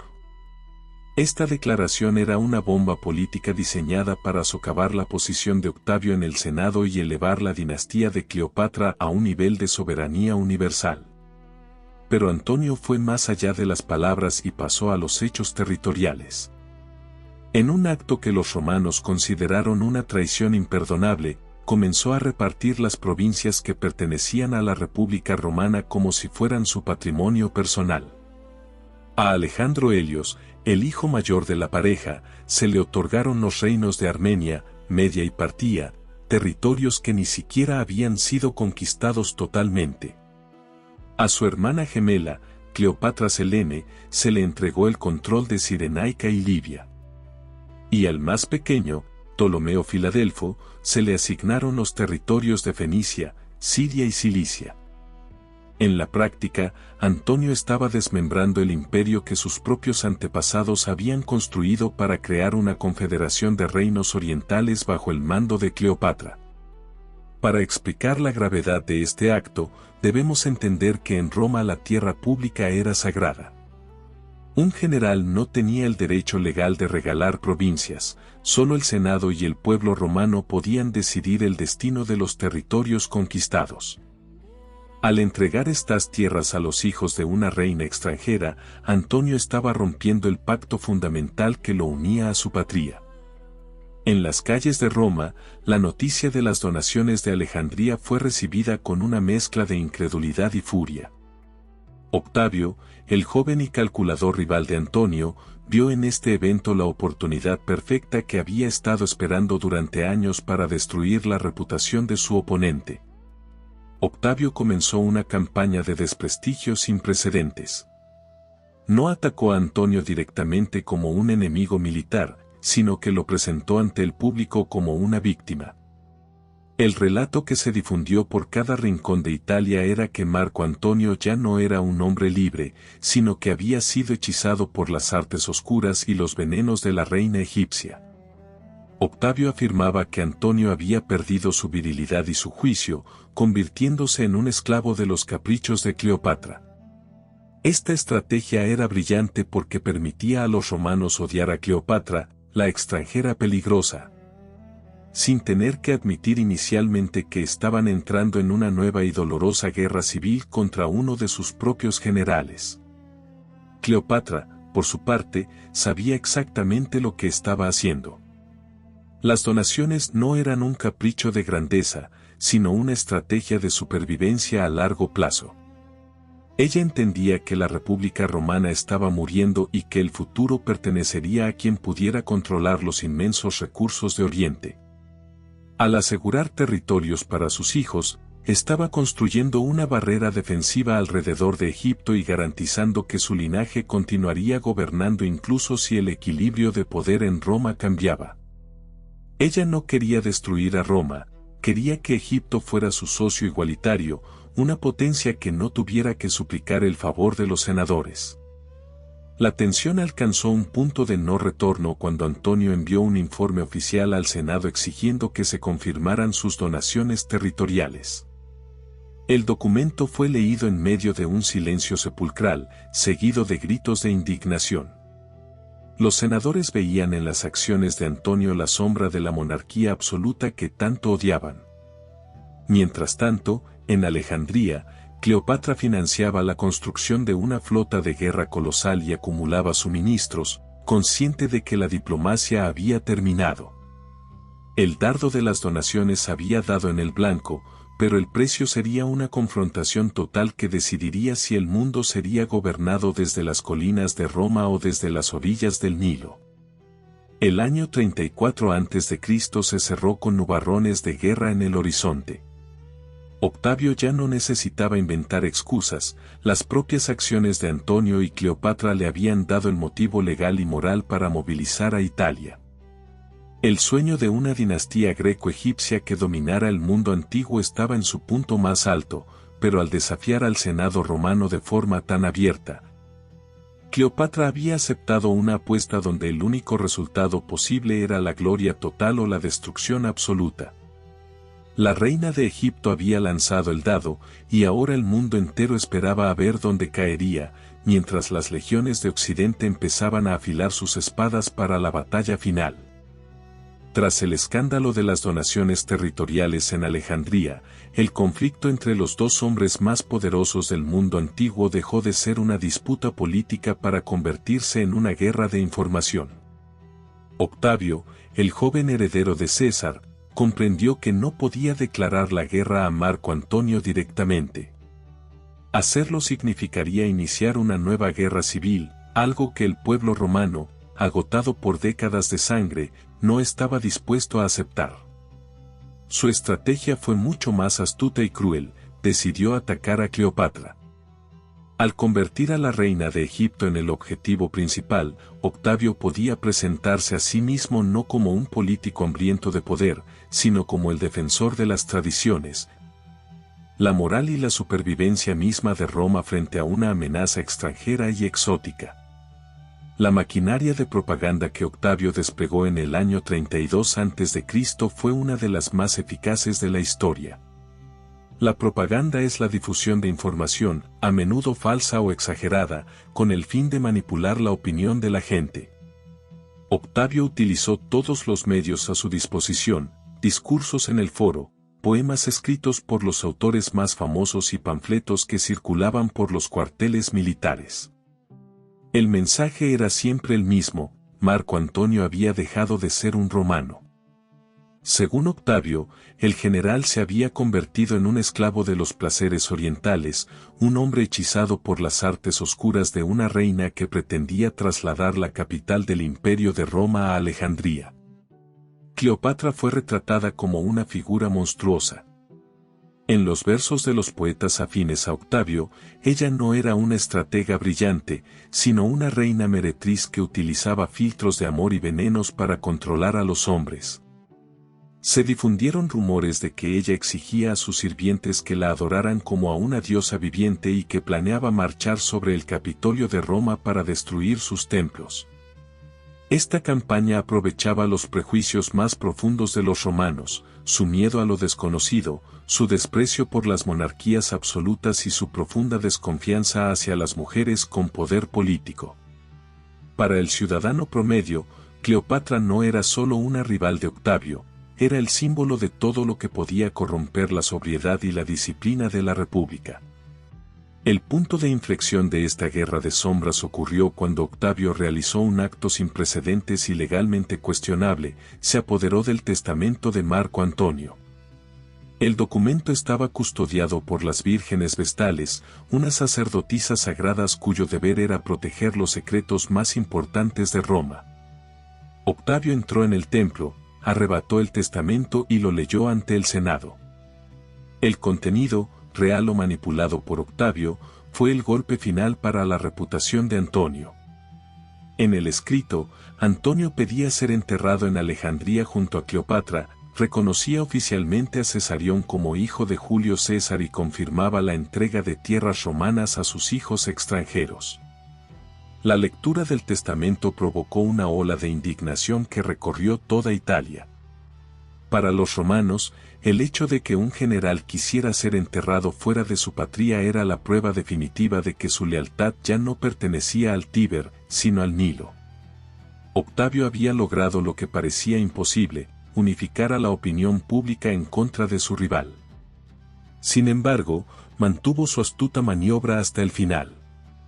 El Senado de Roma no le declaró la guerra a Marco Antonio, sino exclusivamente a Cleopatra. De esta manera, si Antonio decidía luchar, sería visto como un traidor que defendía a una enemiga de la patria en lugar de un general romano defendiendo sus propios derechos. Mientras en Italia se afilaban las dagas y se preparaban las flotas, en Alejandría la reina no se quedó de brazos cruzados. Cleopatra financió una contracampaña enviando oro y agentes a las ciudades griegas y a los aliados de Roma para recordarles las promesas de libertad y prosperidad que ofrecía Antonio. Ella sabía que esta no era solo una guerra de barcos y legiones, sino una batalla por la legitimidad. Se rodeó de senadores romanos que habían huido de Octavio, intentando demostrar que su bando representaba la verdadera tradición de César frente a la tiranía del joven heredero. Pero la velocidad y la ferocidad del ataque mediático de Octavio eran difíciles de detener. La reina de Egipto se convirtió, gracias a esta propaganda, en la villana más famosa del mundo antiguo. Cada joya que vestía, cada banquete que organizaba y cada idioma que hablaba eran presentados por Roma como pruebas de su carácter manipulador y peligroso. Octavio logró transformar una lucha por el control del Mediterráneo en una cruzada moral. La guerra de sombras había terminado y la guerra real estaba a punto de estallar en las aguas de Grecia. Cleopatra comprendió que ya no luchaba solo por expandir su imperio, sino por evitar que la historia, escrita por sus enemigos, la borrara para siempre como gobernante y la recordara únicamente como una seductora que llevó a un imperio al borde del abismo. El ambiente en el Mediterráneo era de una calma tensa antes de la tormenta. Miles de soldados se movilizaban hacia las costas y las flotas más grandes vistas en generaciones empezaban a concentrarse. Cleopatra, al lado de Antonio, supervisaba personalmente los preparativos, consciente de que el relato creado por Octavio en Roma solo podía ser desmentido con una victoria militar aplastante. El destino de la última reina de Egipto dependía ahora de su capacidad para transformar su riqueza en fuerza bruta y de que el general romano que ella había elegido como socio pudiera recuperar su espíritu de combate antes de que las sombras proyectadas desde Roma lo envolvieran por completo. El Golfo de Ambracia, en la costa occidental de Grecia, se convirtió en el escenario del enfrentamiento final en septiembre del año 31 a.C. Las fuerzas de Marco Antonio y Cleopatra habían pasado meses estancadas en aquel lugar, rodeadas por el bloqueo estratégico de Agripa, el brillante almirante de Octavio. Lo que inicialmente se planeó como una campaña ofensiva para invadir Italia se había transformado en una trampa mortal. El campamento de Antonio estaba siendo diezmado por la malaria y la falta de suministros, mientras que la moral de sus soldados se hundía al ver cómo muchos de sus generales romanos desertaban para unirse al bando de Octavio. La tensión entre los oficiales de Antonio y la reina egipcia alcanzó su punto más crítico. Los romanos querían una batalla terrestre, donde sus legiones eran superiores, pero Cleopatra insistía en una batalla naval, ya que su flota era la que financiaba y sostenía toda la expedición. La mañana del 2 de septiembre, el mar estaba en calma, pero el aire pesaba con el presentimiento del desastre. La flota de Antonio y Cleopatra salió del Golfo para enfrentarse a las naves de Octavio. Las embarcaciones egipcias y de Antonio eran colosales, verdaderas fortalezas flotantes llamadas quinquerremes, construidas con maderos macizos y armadas con torres de madera desde donde los arqueros disparaban. Eran barcos diseñados para embestir y aplastar. Por el contrario, las naves de Octavio eran liburnas, barcos mucho más pequeños, ágiles y rápidos, capaces de maniobrar alrededor de los gigantes de madera como lobos alrededor de una presa pesada. El plan de Antonio era usar su peso para romper la línea enemiga, pero las liburnas de Agripa evitaban el choque frontal, hostigando a los barcos grandes, rompiendo sus remos y lanzando proyectiles incendiarios que convertían las cubiertas en un infierno. En medio del combate, la confusión era absoluta. Los barcos estaban tan juntos que la batalla parecía más una pelea terrestre sobre el agua que una maniobra naval. Fue en ese momento de caos total cuando ocurrió el evento que ha desconcertado a los historiadores durante siglos. Cleopatra, que comandaba su propio contingente de 60 naves en la retaguardia, observó que se abría un hueco en la línea de combate debido a los movimientos de las naves de Octavio. En lugar de lanzarse al ataque para apoyar a Antonio, la reina ordenó izar las velas de su barco insignia, el Antonia, y puso rumbo al sur, hacia Egipto. Sus 60 barcos, que transportaban gran parte del tesoro real y los suministros, la siguieron de inmediato, abandonando el campo de batalla mientras la lucha aún era incierta. Marco Antonio, al ver que las velas purpúreas de la reina se alejaban en el horizonte, sufrió un colapso emocional y estratégico. Olvidó su deber como general, olvidó a los miles de hombres que aún luchaban y morían por él, y abandonó su propio barco de mando para subir a una galera ligera con solo unos pocos seguidores. Remó desesperadamente hasta alcanzar el barco de Cleopatra. Se cuenta que, una vez a bordo, Antonio se sentó en la proa, con la cabeza entre las manos, sumido en un silencio absoluto que duró 3 días. No era el comportamiento de un triunviro romano, sino el de un hombre cuya voluntad se había quebrado por completo. Mientras tanto, en Actium, su flota abandonada siguió luchando con valentía hasta que el fuego y la superioridad numérica de Octavio terminaron por consumirla. El ejército de tierra, al enterarse de la huida de sus líderes, se rindió a los pocos días. La huida de Cleopatra no fue necesariamente un acto de cobardía, sino una decisión fría y desesperada de una soberana que veía cómo la victoria se volvía imposible. Para ella, salvar su flota y su tesoro era la única forma de tener una última oportunidad de defender Egipto. Sabía que si se quedaba y era capturada, su reino caería ese mismo día. Al retirarse, buscaba refugio tras los muros de Alejandría para preparar una última resistencia o negociar desde una posición de relativa fuerza. Pero para el mundo romano, y especialmente para la propaganda de Octavio, la huida fue la prueba definitiva de que Antonio era una marioneta sin honor que prefería seguir a una mujer antes que morir con sus soldados. El regreso a Alejandría fue una procesión de sombras. Cleopatra ordenó que los barcos entraran en el puerto adornados con guirnaldas y música de victoria para evitar que la población se rebelara de inmediato al conocer el desastre. Sin embargo, la realidad no tardó en filtrarse. El sueño de un imperio compartido se había hundido en las aguas de Grecia. La última reina de Egipto se encontraba ahora sola, con un aliado roto a su lado y el joven Octavio preparándose para avanzar con toda la fuerza de Roma hacia el valle del Nilo. El siglo I a.C. entraba en su fase final, y el esplendor de la dinastía ptolemaica se enfrentaba a su invierno más crudo. Cleopatra empezó a tomar medidas extremas. Intentó trasladar su flota a través del istmo de Suez para escapar hacia el Mar Rojo y buscar refugio en tierras lejanas, pero los barcos fueron quemados por tribus árabes aliadas de Octavio. El círculo se cerraba. La reina comenzó a experimentar con diferentes venenos en prisioneros condenados a muerte, buscando una forma de morir que fuera rápida y sin dolor, una salida final si la defensa de su ciudad fallaba. La mujer que había seducido a los hombres más poderosos de su tiempo se preparaba ahora para seducir a la muerte, mientras en el horizonte, las legiones de Octavio ya empezaban su marcha imparable hacia las puertas de Alejandría. La derrota en Actium no fue solo el final de una batalla naval, fue el colapso de una visión del mundo. La idea de una fusión entre la cultura griega y la romana bajo una monarquía absoluta había muerto. Lo que quedaba era una lucha por la supervivencia personal.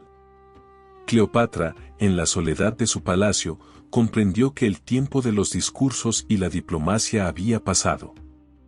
El destino de Egipto ya no se decidía en banquetes o templos, sino en la capacidad de una mujer para enfrentar el final de su linaje con la dignidad de los antiguos faraones. Mientras el eco de los tambores romanos se hacía cada vez más fuerte en las arenas del desierto. Las legiones de Octavio rodeaban las murallas de Alejandría en el sofocante verano del año 30 a.C. marcando el inicio del fin para la dinastía de los Ptolomeos y el trágico desenlace de la alianza entre Cleopatra y Marco Antonio. La ciudad, que durante siglos había sido el faro de la cultura y la riqueza del mundo antiguo, se encontraba ahora en un estado de sitio total.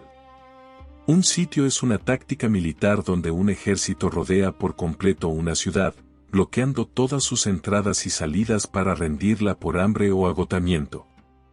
Pero para Cleopatra, el asedio no era solo una cuestión de muros y soldados, era el acto final de un drama personal y político que ella misma había decidido dirigir hasta sus últimas consecuencias.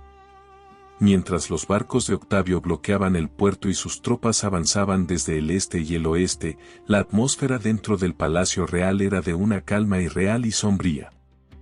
Cleopatra, consciente de que la derrota militar era inevitable, se concentró en construir su propio monumento funerario cerca del templo de Isis. Era un edificio macizo, de piedra resistente, diseñado no solo como una tumba, sino como una fortaleza de último recurso. Dentro de este mausoleo, la reina acumuló los tesoros más grandes de la corona egipcia: oro, plata, esmeraldas, perlas, maderas preciosas y perfumes costosos. Su intención era clara: si Octavio intentaba tomarla por la fuerza, ella prendería fuego a todo el tesoro, privando al vencedor del botín que necesitaba para pagar a sus propias legiones en Roma. Marco Antonio, por su parte, vivía sus últimos días en un estado de desorientación emocional, oscilando entre la desesperación absoluta y repentinos arrebatos de energía militar. Al enterarse de que Octavio estaba a las puertas de la ciudad, salió del palacio y lideró una pequeña carga de caballería que logró, sorprendentemente, una última victoria menor contra las tropas de vanguardia enemigas. Por un breve instante, la vieja chispa del general romano pareció reaparecer. Pero fue solo un espejismo. Al día siguiente, cuando Antonio intentó movilizar a su flota y a su caballería para un enfrentamiento definitivo, presenció con horror cómo sus soldados bajaban sus armas y se pasaban en masa al bando de Octavio. La traición final se había consumado, no quedaba nadie dispuesto a morir por un general que ya no tenía un imperio que ofrecer. Antonio regresó a la ciudad gritando que Cleopatra lo había traicionado, creyendo erróneamente que ella había negociado su entrega a cambio de la seguridad de su propio trono. La reina, temiendo la furia de un hombre que lo había perdido todo, se refugió en su mausoleo junto con dos de sus damas de confianza y ordenó cerrar las puertas de piedra. Para protegerse, envió un mensaje a Antonio diciendo que estaba muerta. Esta fue la mentira que desencadenó la tragedia final. Al recibir la noticia de la muerte de la mujer por la que había sacrificado su carrera, su familia y su honor, Antonio se hundió en una tristeza insoportable. Pidió a su esclavo personal, Eros, que lo matara, pero el esclavo prefirió suicidarse antes que herir a su amo. Entonces, Antonio tomó su propia espada y se la clavó en el vientre. Sin embargo, la herida no fue mortal de inmediato. Mientras Antonio yacía agonizante, llegó un segundo mensaje informándole que la reina seguía viva y que lo esperaba en el mausoleo. El general, desangrándose, pidió a sus hombres que lo llevaran hasta allí. La escena que siguió parece sacada de una tragedia épica. Cleopatra, negándose a abrir las puertas por miedo a ser capturada, bajó cuerdas desde una ventana superior y, con la ayuda de sus sirvientas, subió el cuerpo herido de Antonio hasta el interior de la tumba. Allí, en los brazos de la mujer que amaba, el hombre que una vez gobernó la mitad del mundo romano exhaló su último suspiro. Para Cleopatra, la muerte de Antonio no era solo una pérdida sentimental, era el derrumbe de su último escudo protector frente a Octavio. Poco después, los enviados de Octavio lograron entrar en el mausoleo. Lo hicieron mediante un engaño, escalando por la misma ventana por la que Antonio había sido subido mientras otro oficial entretenía a la reina en la puerta de abajo. Cleopatra intentó apuñalarse a sí misma con una daga que llevaba oculta, pero fue desarmada y capturada viva. Octavio quería mantenerla a salvo a toda costa. Para el joven heredero de César, la presencia de la reina egipcia en su desfile de triunfo en Roma era fundamental. El triunfo era una ceremonia romana oficial donde un general victorioso recorría las calles de la capital mostrando a los líderes enemigos encadenados como prueba de su conquista. Octavio quería exhibir a la famosa Cleopatra ante el pueblo que tanto la odiaba. Bajo una vigilancia constante, Cleopatra fue trasladada de regreso al Palacio Real. Octavio le permitió organizar los funerales de Antonio, un gesto de piedad que ocultaba una vigilancia implacable. La reina se encontraba en una situación desesperada, sus hijos estaban en manos del enemigo y su reino ya no existía más que en el nombre. Durante esos días finales de julio del año 30 a.C., ella comenzó a planear su última jugada. No buscaba una forma de escapar físicamente, pues sabía que no había lugar en el Mediterráneo donde pudiera esconderse de Roma. Lo que buscaba era una salida que le permitiera conservar su dignidad y evitar la humillación de ser exhibida como un trofeo de guerra. La última reina de Egipto pasó sus horas estudiando sus opciones con la misma frialdad con la que una vez estudió filosofía o economía. Sabía que Octavio no era como Julio César o Marco Antonio, era un hombre joven, calculador y frío, sobre quien sus encantos no tendrían efecto.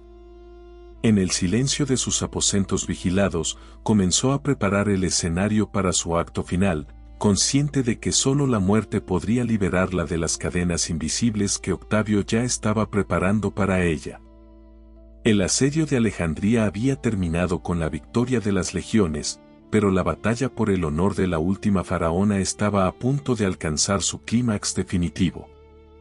Octavio entró en la ciudad de Alejandría con la frialdad de quien toma posesión de un objeto largamente deseado. Para el joven heredero de César, la conquista de Egipto no era solo una victoria militar, sino la culminación de su ascenso al poder absoluto. El encuentro entre Octavio y Cleopatra en el palacio fue un duelo de voluntades donde no se pronunció una sola palabra de afecto o piedad. Cleopatra, vestida con una túnica sencilla pero manteniendo su porte real, intentó una última vez utilizar su elocuencia para salvar el futuro de sus hijos. Pero Octavio no era como los hombres que ella había conocido antes, él no buscaba una compañera ni una aliada, buscaba un trofeo. Aunque le prometió que sería tratada con honor, sus ojos delataban sus verdaderas intenciones. Cleopatra sería la pieza central de su triunfo en Roma. El triunfo era la ceremonia más importante para un general romano victorioso. Consistía en un desfile masivo por las calles de Roma donde se exhibían las riquezas capturadas y, lo más importante, a los líderes enemigos encadenados ante una multitud que los insultaba y humillaba.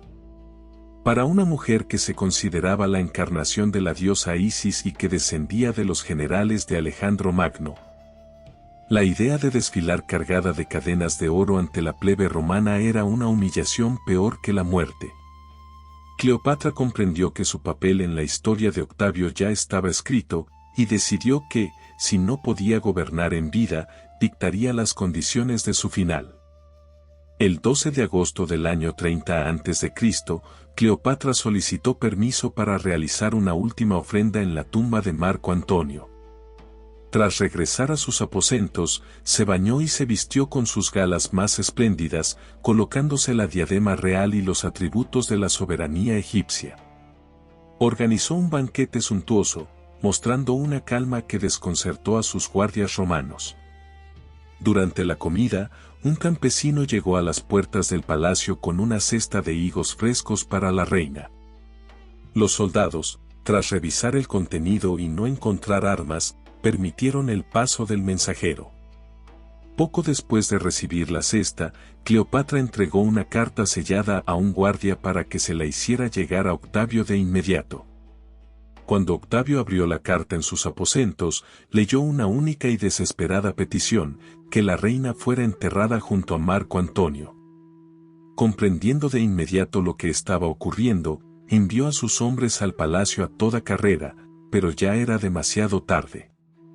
Al romper las puertas de los aposentos reales, los soldados encontraron a Cleopatra muerta, tendida sobre su lecho de oro, vestida con sus ropas de estado. Una de sus damas, Iras, yacía muerta a sus pies, y la otra, Carmión, intentaba con manos temblorosas ajustar la corona sobre la cabeza de su reina antes de desplomarse ella también. Uno de los soldados gritó con furia: «¿Es esto una obra bien hecha?», a lo que Carmión respondió con su último aliento: «Es una obra excelente, digna de la descendiente de tantos reyes». La forma exacta de su muerte sigue siendo uno de los grandes misterios de la antigüedad. La versión más famosa cuenta que dentro de la cesta de higos se encontraba oculta una cobra egipcia, o áspid, cuya mordedura provocó un sueño letal y rápido. Para Cleopatra, morir por la picadura de una cobra tenía un significado sagrado, ya que la serpiente era el símbolo del Ureus, la fuerza divina que protegía a los faraones y les otorgaba la inmortalidad. Sin embargo, muchos investigadores modernos sugieren que la reina, experta en toxicología, pudo haber utilizado un ungüento venenoso o una aguja impregnada en una mezcla de opio, cicuta y acónito que llevaba oculta en un hueco de su peinado. Independientemente del método, Cleopatra logró lo que Octavio no pudo evitar: privarlo de su trofeo y morir como una reina soberana en su propio palacio.